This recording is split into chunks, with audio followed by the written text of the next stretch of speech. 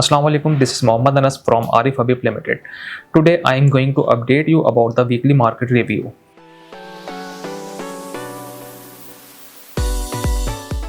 KSE 100 index इस हफ्ते बढ़कर 1,69,865 तक पहुंच गया, यानी कि 2,779 पॉइंट्स का इजाफा हुआ। 1.66% वीक ऑन वीक मार्केट का पॉजिटिव सेंटिमेंट USD 1.2 बिलियन के EFF सेकेंड रिव्यू और RSF के पहले ट्रांच की अप्रूवल से मिला। साथ ही पाकिस्तान एनर्जी सुकूक फेज 1 के सेटलमेंट ने पावर सेक्टर के सर्कुलर डेब्ट इशू को रिजॉल्व करने की तरफ एक अहम कदम रखा। ओवरसीज पाकिस्तानी की रेमिटेंस नवंबर 25 में 9% ईयर ऑन ईयर बढ़कर USD 3.19 बिलियन हो गई, जबकि नवंबर 24 में ये USD 2.92 बिलियन थी।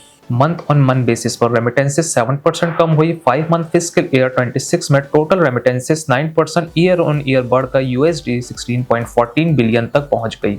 इस हफ्ते के टी-बिल ऑक्शन में गवर्नमेंट ने PKR 981.7 बिलियन रेज किया।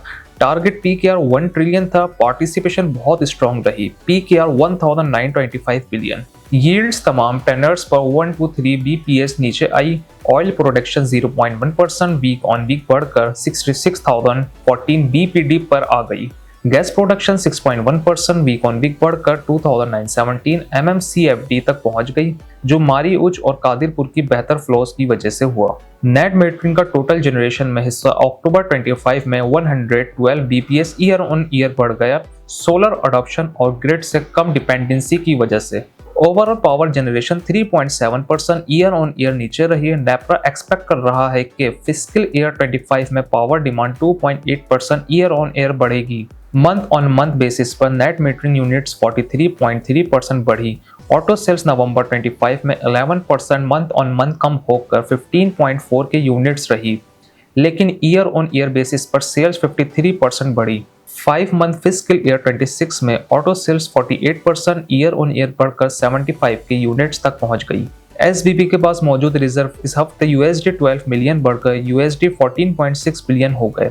कमर्शियल बैंक रिजर्व भी USD 12 बिलियन बढ़कर USD 5 बिलियन हो गए। पाकिस्तानी रुपये ने US डॉलर के मुकाबले में हल्का सा एप्रिसिएशन दिखाया और PKR 280.32 USD पर क्लोज हुआ।